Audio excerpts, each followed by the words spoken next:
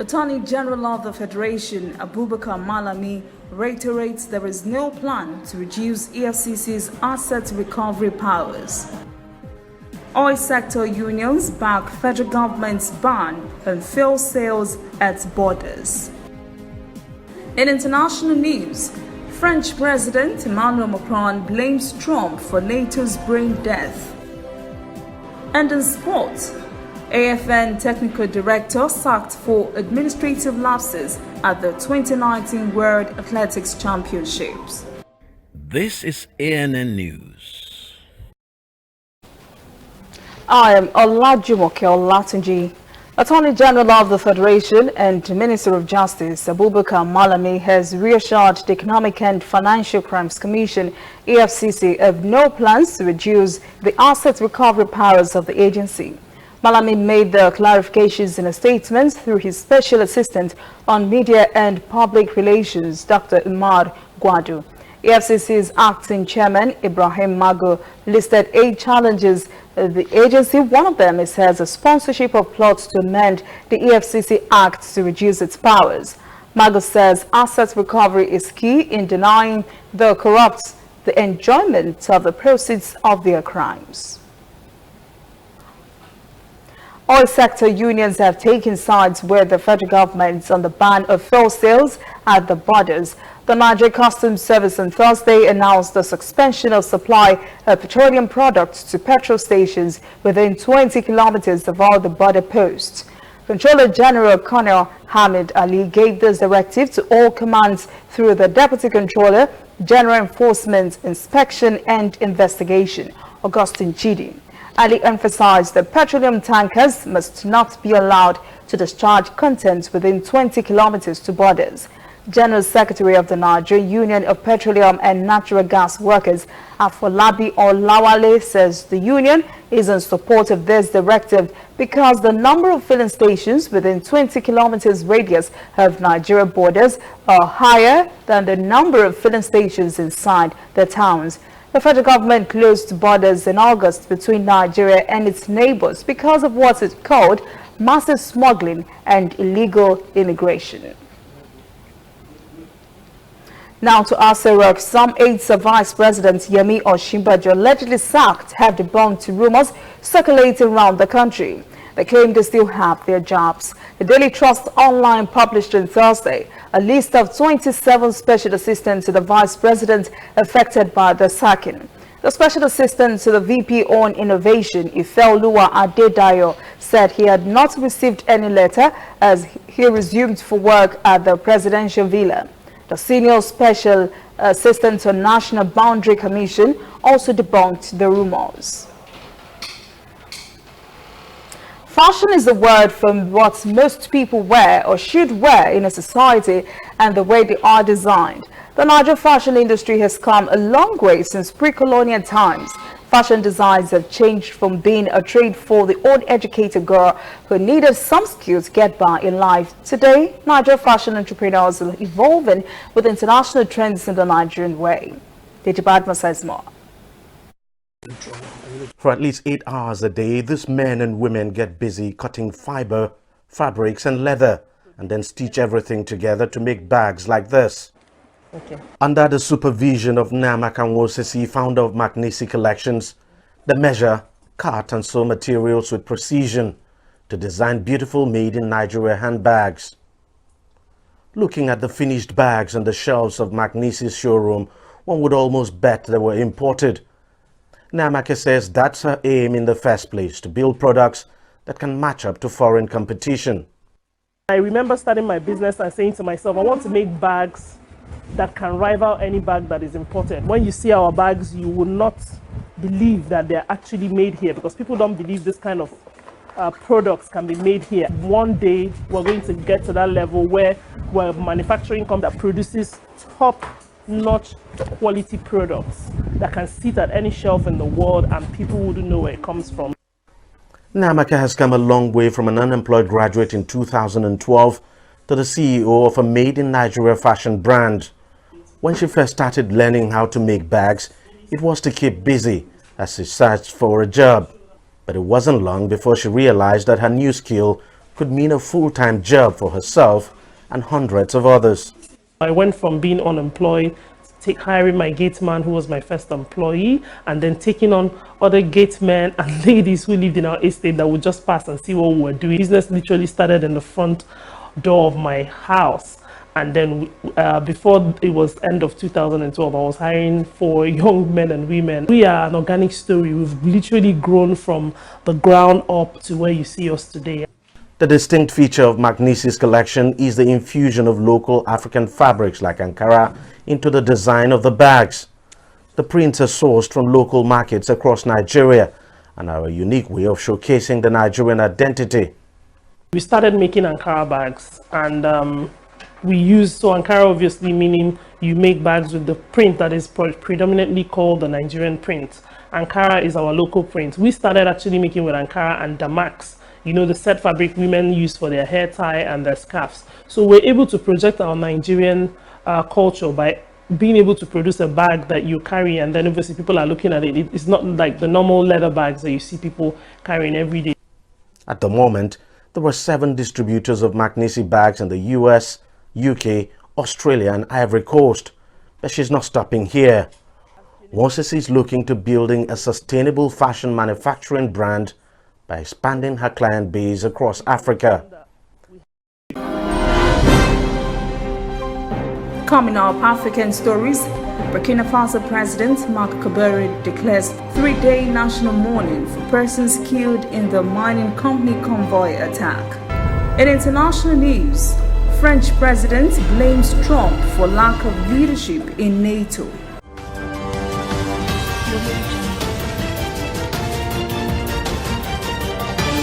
You are watching ANN. This used to be me.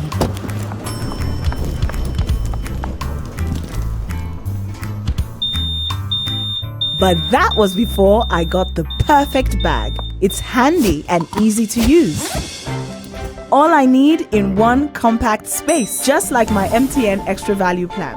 I used to get one plan for my calls and then try to remember which data plan worked for me. Roaming was a totally different ballgame. Not anymore. I've got the MTN Extra Value all-in-one plan. If you're a data buff like me, you get extra data with some talk time. And if you like to make calls, you get extra talk time with some data. And when I'm abroad, I automatically browse, chat, and call right on the same plan. MTN Extra Value was made just for me. More of data or calls, whichever one you prefer. MTN Extra Value is made just for you. Welcome back. This is ANN News. In African news, Burkina Faso President Marc Kabore has declared 3 days of national mourning after at least 38 persons were killed on Wednesday in an attack on a mining company convoy. 60 others were wounded. Canadian gold miner Semafo said 5 of its buses carrying staff members with a military escort was ambushed on Wednesday on the road to its Bungi mine in the eastern region. Dozens of people were feared still missing. President Kabore called on all citizens on Thursday in an address to the nation on television to spend the days in reaffirming their faith in the unity, cohesion and peace of the country. President Kabore also announced a plan to recruit volunteers to support the security forces. Meanwhile, on Friday, Australian mining services provider Perenti Global Limited said 19 of its employees were among those killed in the ambush. There has been no claim for the attack. An analyst at Control Risk Group says Wednesday's attack is the deadliest incident targeting the mining industry or any private businesses in the Sahel since 2013, causing serious dilemma for miners. More than 1,000 people are reported killed in Burkina Faso since 2016, and nearly 500,000 more have fled their homes this year alone. The United States says it is disappointed over the failure of South Sudan's leaders to form a unity government. South Sudan's President Salva Kiir and a former rebel leader, Riek Machar, announced on Thursday a delay by 100 days to form a new government. November the 12th had earlier been set as deadline by the United Nations. Assistant Secretary of State for African Affairs Tibo Negi questioned whether President Salva Kiir and his rival Riek Machar are the right people to lead the peace process. Negi says the U.S. was considering all options to put pressure on individuals who would impede peace and promote conflict in the country. On Wednesday, the UN Security Council said it was concerned that there was no substantive progress on the implementation of key elements of the peace agreement. Kiir and Machar signed a peace deal last year under pressure from the United Nations, United States and regional governments to end a 5-year civil war that has devastated the country, killing thousands of people and displaced at least 2 million. Both sides blame each other on Thursday for not meeting milestones stipulated by the peace deal following their meeting in the Ugandan capital, Kampala. The Democratic Republic of the Congo is not only facing its biggest Ebola outbreak, it is also facing high food prices caused by flash floods that have worsened agricultural yields. Reporter Chris Akamringa has the details. Kinshasa City, after a heavy downpour in October, the city's drainage channels couldn't take the large amounts of water gushing in. But the effect of the heavy rain was even worse in farming areas around the country.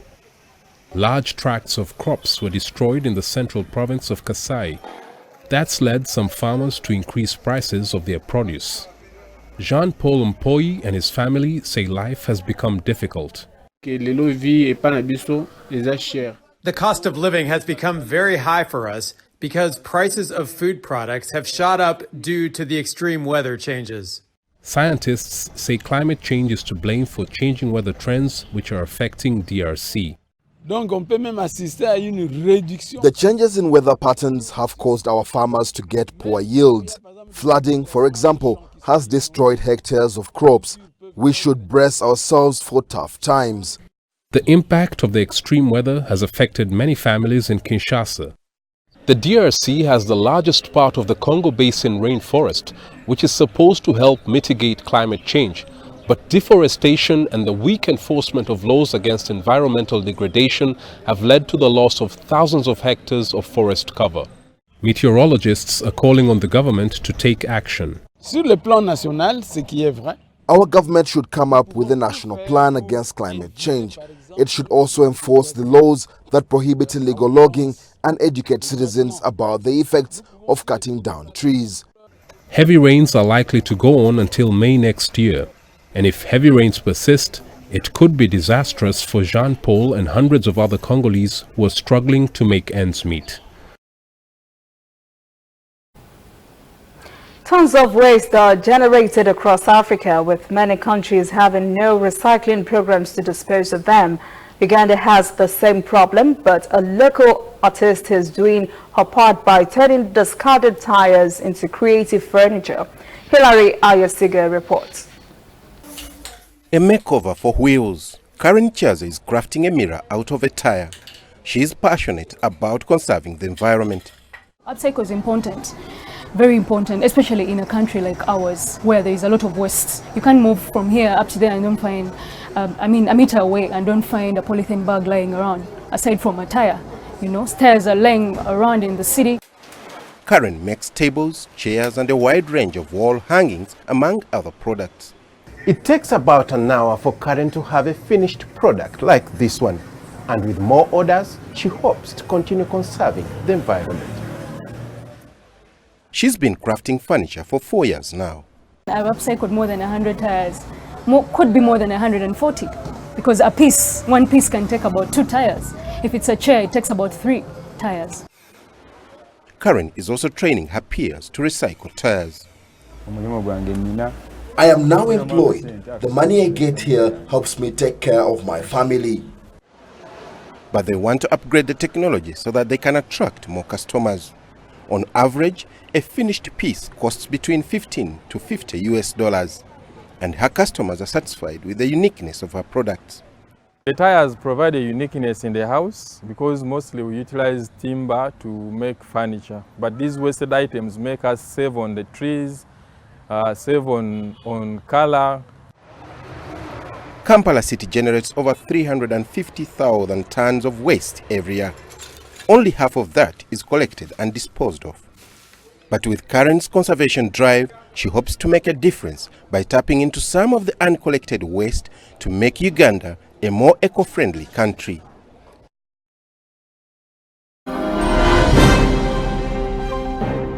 When we return, international news. French president blames Trump for lack of leadership in NATO. And later, sports. AFN technical director sacked for lapses at the 2019 World Athletics Championships. Welcome back. This is ANN News and international news. 5 persons are reported killed and 300 others injured when a magnitude 5.9 earthquake struck northwestern Iran early Friday. Iran's seismological center says the early morning tremble struck the country's eastern Azerbaijan province, about 400 kilometers northwest of the capital Tehran. More than 40 aftershocks were said to have rattled the rural region, where residents were reported to have rushed out of their homes in fear. State television reports the earthquake destroyed 30 homes at its epicenter. Iran sits on major seismic faults and experiences 1 earthquake a day on average. In 2003, a magnitude 6.6 earthquake flattened the historic city of Bam, killing 26,000 persons. A magnitude 7 earthquake that struck western Iran in 2017 killed more than 600 persons and injured more than 9,000. French President Emmanuel Macron says a lack of U.S. leadership is causing the brain death of the NATO military alliance. In an interview published on Thursday, Macron said the European Union must step up and start acting as a strategic world power. Macron told The Economist magazine the United States under President Donald Trump appears to be turning its back on Europe, notably by pulling troops out of northeast Syria without notice. Macron says the European members of the 29-nation alliance should reassess the reality of what NATO is in the light of the commitments of the United States. More broadly, Trump's trade tariffs against the EU also have drawn the eye of European members of NATO, and his decision to pull the United States out of the Paris Climate Agreement particularly annoyed Macron. In the interview, Macron said that Trump, quote, doesn't share our idea of the European project, end quote. The United States is the biggest and most influential member of NATO. It spends more on its defense budget than all the others combined. There appears to be a cooling of the nerves in the acrimonious trade war between the U.S. and China that has dragged on for months and has jolted global economies. The two trade combatants have agreed to cancel some tariffs on each other's goods step by step for both sides to reach a Phase 1 trade deal. Trade negotiators appear to be making significant progress toward ending the China-U.S. trade war, agreeing to roll back tariffs. In the past 2 weeks, the leaders of both sides have conducted serious and constructive discussions on properly addressing their core concerns and agreed to a phased cancellation of tariff increases depending on the progress of negotiations. Last month, while meeting with Chinese Vice Premier Liu He, President Trump announced negotiators were close to an agreement on the first phase of a deal that would address intellectual property concerns and provide greater market access in China for U.S. financial services firms. Trump also said China would purchase more U.S. agricultural products. At the time, the U.S. only agreed to cancel a small scheduled tariff increase. There was no announcement about the massive tariffs the two countries began slapping on each other's products a year and a half ago. That appears to have changed. The trade war was started with the increasing tariffs and should be terminated by the elimination of tariffs. If the two sides can reach a first phase agreement based on the deal, the already imposed tariffs should be cancelled proportionately. This is an important condition for reaching an agreement. No details have been released about a timetable or which tariffs would be dropped.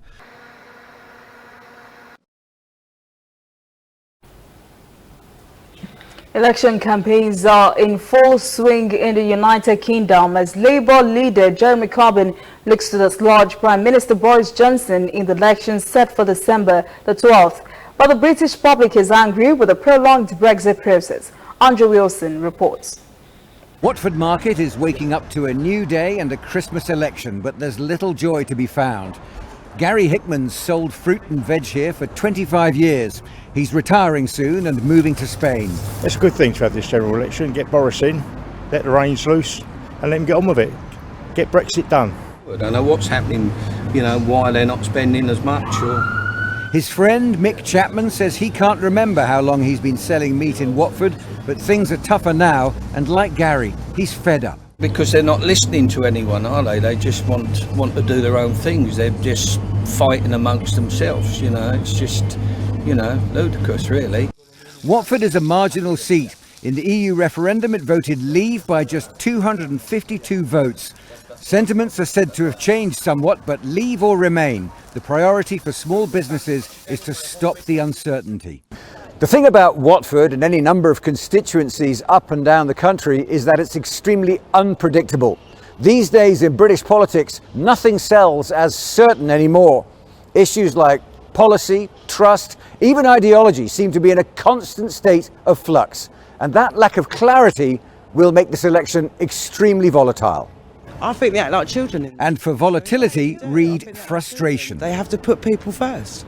Put it to the children. I bet they'd sort it out better than they would. Children would probably sort out better than them humans in there, I'm telling you. Away from the town in Watford's Cassiobury Park, things may be calmer, but the mood is consistent. I think if we were to vote, I'm not sure it would make much of a difference anyway. So I'm not sure we would probably bother again second time round. We've got a parliament that is absolutely appalling, and I would think 300 of them need to be thrown out. And this will give an opportunity to do it. How? How? Hopefully by giving a party a majority. It's early days, but the threats to candidates appear twofold: turnout and just how angry the British public has become. Thank you.